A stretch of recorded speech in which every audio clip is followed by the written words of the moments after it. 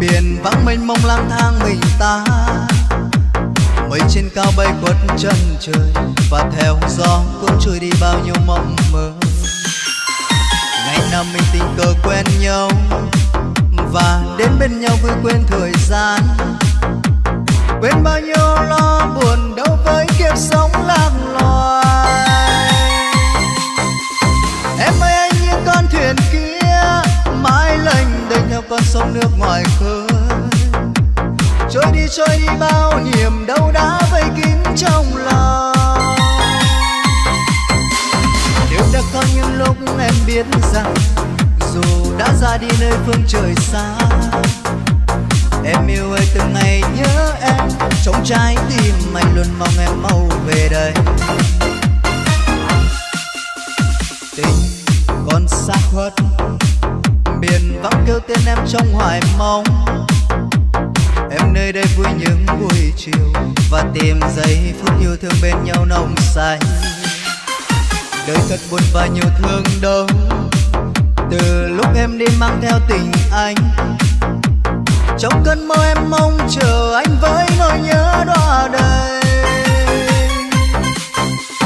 Em ơi anh như con thuyền kia, sống cô đơn cho qua đi bao thời gian.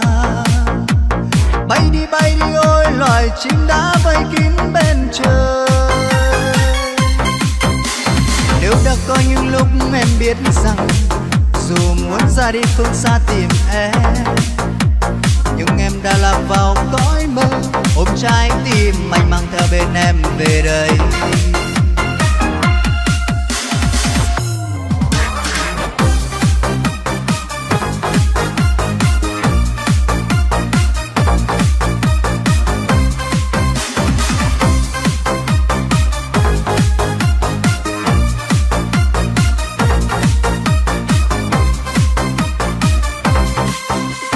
Bao yêu thương mộng mơ anh chép thành một bài thơ, gửi cho em cả bầu trời thương nhớ.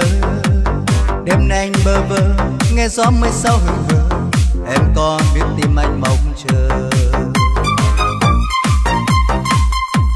Nhìn lên bầu trời xanh em có hay chăng tình anh, từng ngày đông đầy nỗi nhớ. Anh yêu em mãi mãi, nhớ thương em trong đêm dài, lòng anh sẽ không bao giờ phai. Giờ anh nơi phương xa, em coi chăng tình ta ngày càng không thể cách xa. Một mình anh bơ vơ, trái tim anh mong chờ, từng ngày đông đầy nỗi nhớ. Và em có biết trái tim anh bây giờ đang giá lạnh, vì thiếu hơi ấm của em. Một liều thuốc anh khắc trong tim, mãi mãi anh kiếm tìm, để trái tim mình thôi mong nhớ. Giờ mình anh bơ vơ, nỗi nhớ anh mong chờ, người ở phương xa em có hiểu. Một liều thuốc trong trái tim yêu, duy nhất chỉ một liều, đó chính là em trở về bên anh.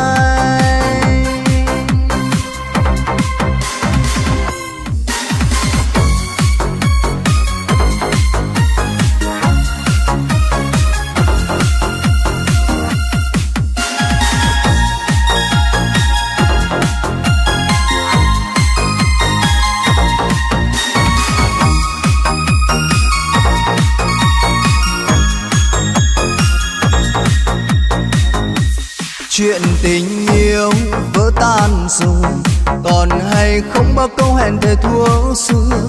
Vầng trăng đêm vẫn theo gió lắng du một mình, chẳng nào hay biết.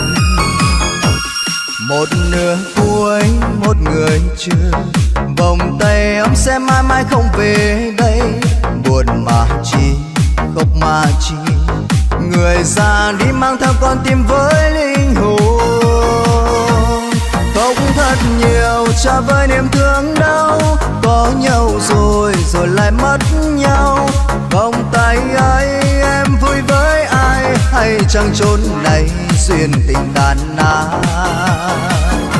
Mất em rồi anh biết tìm nơi nào, hạnh phúc đã chia đôi đường. Đường em đi mãi cách xa, còn đường của anh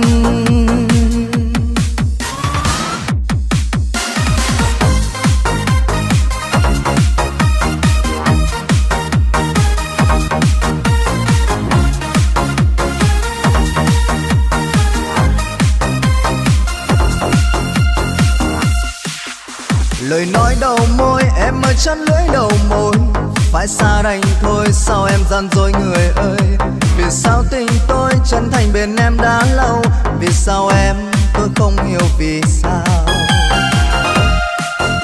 Dù biết tình yêu xưa nay vẫn có hợp tan, phải đâu đành thôi quên bao yêu dấu thời gian. Nhìn mưa rơi ngoài hiên nghe tình tôi lao sao trên hiên, một ngày kia em có quay về. Đã không yêu thì thôi ta gặp nhau làm chi, em bao xa xa mình tôi em ơi tình sĩ. Em như áng mây trên trời và hỏi xa xôi, cho dù tôi đã cố níu giữ tình em.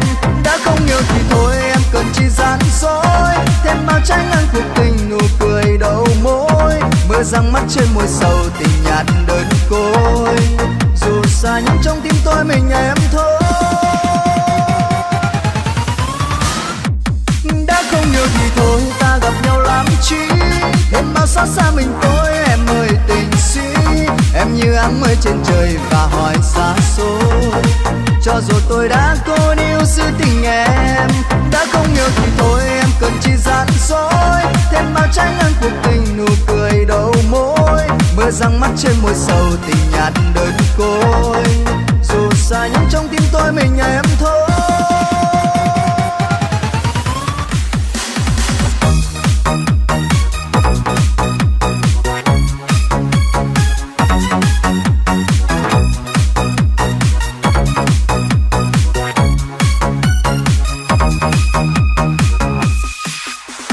Anh cho em tình yêu ban sơ, và anh cho em giấc mơ êm đềm. Anh yêu em tình yêu ngây thơ, và anh trao em trái tim. Anh ôm em vòng tay đam mê, và anh hôn em ngất ngây môi mềm.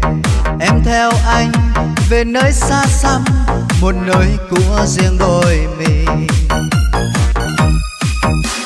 Tình yêu đầu tiên anh đã trao em rồi, hãy giữ anh bên em một đời.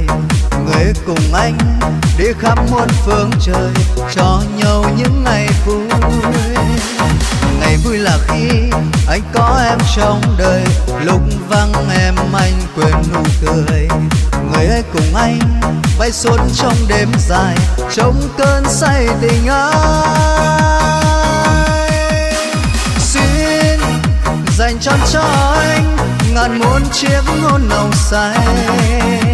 Xin ghi chặt vai anh, đừng buông lời đôi cánh tay. Xin dành cho anh, đừng đem sớt chia tình em cho ai. Xin ở lại bên anh, đừng vội vàng say goodbye. Xin dành cho anh ngàn muôn chiếc hôn nồng say. Xin ghi chặt vai anh, đừng buông lời đôi cánh tay. Xin dành cho anh, đừng đem sớt chia tình em cho ai.